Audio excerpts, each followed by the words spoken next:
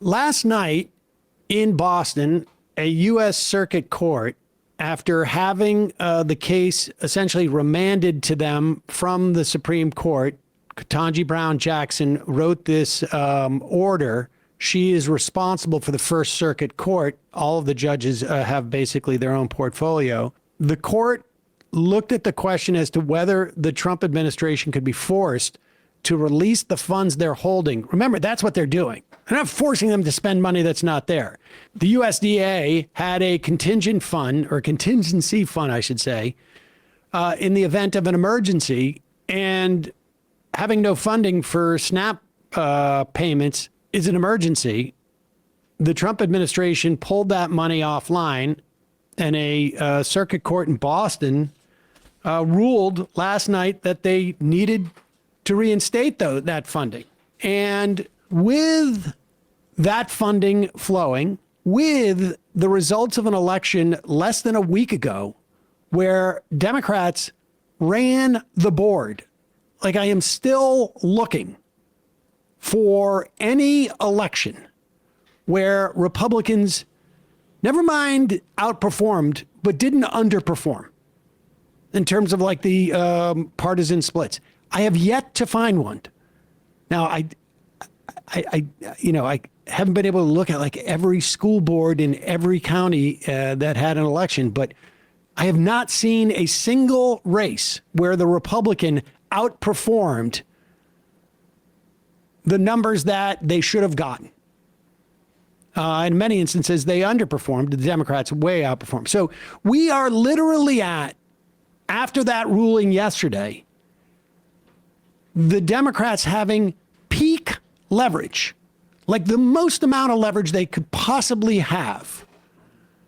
And then, of course, they took that opportunity to cave. And to be fair, it's not all Democrats. Apparently, a lot of the Democratic senators are pissed about this. A lot of House members are pissed about this. But let's just start with a couple that are. One who's retiring. So inexplicable why she's doing this. Jean Shaheen from New Hampshire, she's not running for re-election. Here she is responding to colleagues who say this isn't a fight, this is a capitulation. Thank you. Yeah. You say you're fighting on the Affordable Care Act. What do you say to your colleagues who say this isn't a fight, this is a capitulation? You're putting together, you're agreeing to a vote on a bill that it almost certainly will not become law, and you're allowing that to happen. Pause it for a second. Let me just make clear what they did get here. Pause it for 1 second. And then we'll just go back and start it again. And just to be clear, the big thing they got in the bill was a promise from the Republicans, the most upstanding people. I mean, if you ever want a promise, the best place to start is with the Republican leadership, because you can trust them. In exchange for a continuing resolution through January 30th, so that I guess presumably Trump's able to, I mean, everybody's able to go away on Christmas vacation. Trump's still able to crank up the authoritarian machine that he wants to unleash on American cities, probably in February or March. This bill fully funds SNAP, which of course we now know 12 hours ago was fully funded. It reverses Trump's illegal reduction in force proclamations, which of course were illegal anyways. And it promises a vote on ACA subsidies by the second week of December, when hopefully Chuck Schumer's thinking, who's going to be paying attention? And the Democrats get to write the bill. And I will bet you every dollar in those subsidies, the bill will not pass. They know it won't pass. And that's it. That's what they get. So all of this, and it supposedly will pay everybody who's deserving of pay, which is already law anyways. And so if the Democrats were afraid that Trump wasn't going to follow this law, I don't know why they would follow this law. All right, but continue. You're fighting on the Affordable Care Act. What do you say to your colleagues who say this isn't a fight, this is a capitulation? You're putting together, you're agreeing to a vote on a bill that it almost certainly will not become law, and you're allowing that to happen. Well, first of all, there was, as long as the government shut down, the clear statement from Senator Thune and the Republican majority, and they control the Senate, the House, the White House, was we will not talk about health care with you. So there was no vote that we were going to get on the Affordable Care Act, premium tax credits. We have a guaranteed vote by a guaranteed date on a bill that we will write. Not that the Republicans will write, although I do think it's important for us to engage with them because we need a bipartisan bill that we know is going to get enacted to provide the relief that Americans need. And I think there's a commitment on the part of many of our colleagues to do that. But there's no guarantee this will become law. There was never a guarantee that it would become law. Well, right. There was no guarantee it would be law. There was never a guarantee it would be law unless you said the thing you want us to vote with you to open the government, we get something that we ostensibly want, which is the ACA premium extensions. Now, to be clear, the real reason why you shut this down is to get a promise that Trump's not going to continue to break the law and rescind money or pocket rescind money or failure to appropriate, and none of that's there. So we're basically exactly where we were 40 some odd days ago, but with the promise of a vote that won't pass.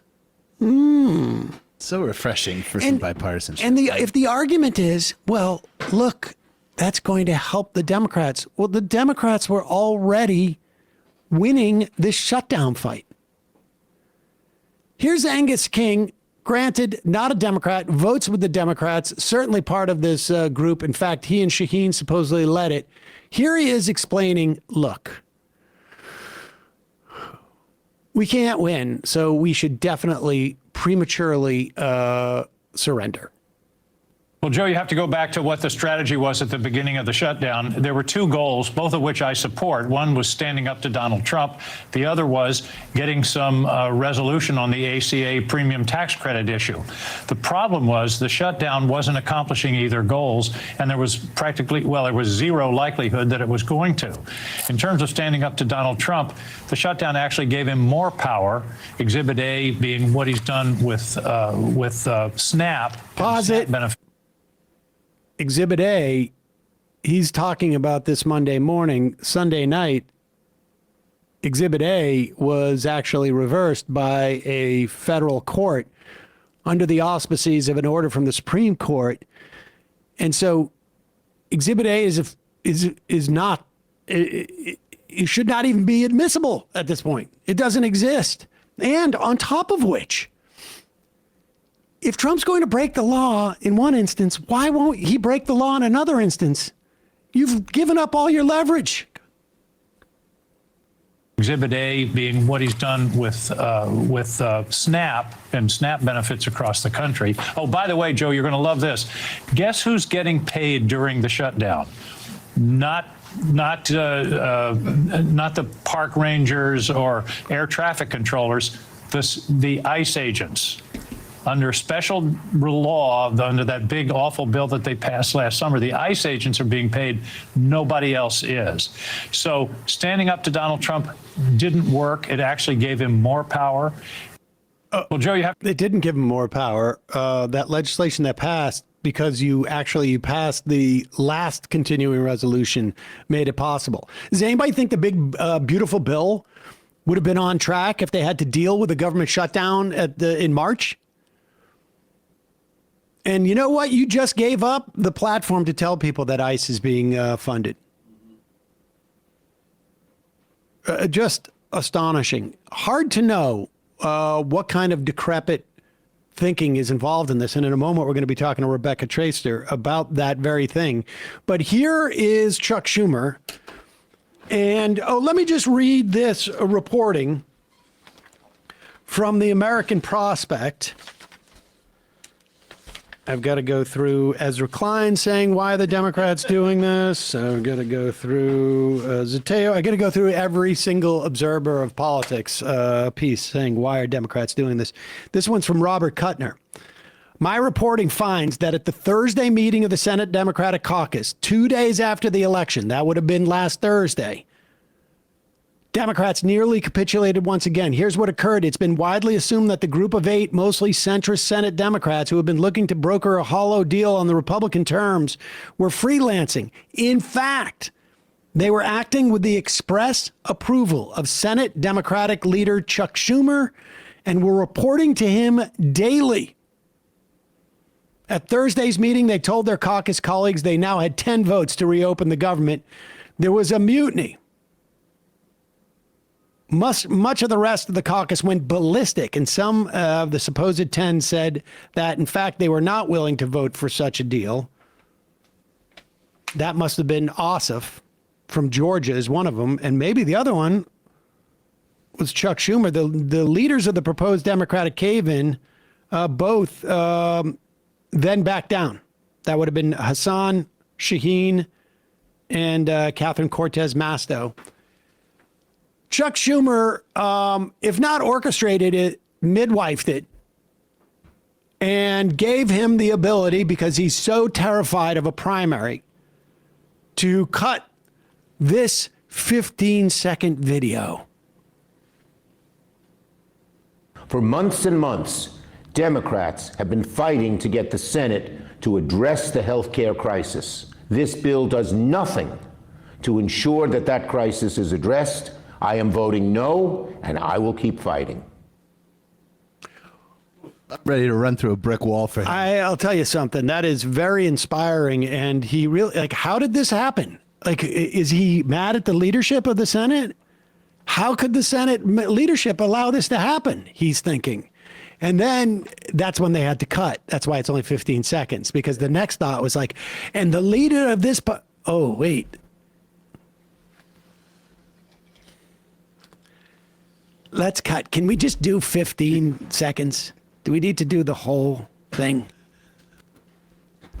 The cut was 7 seconds in. Well, that cut, I think, is like one of those jump cuts to make it look like he's stronger.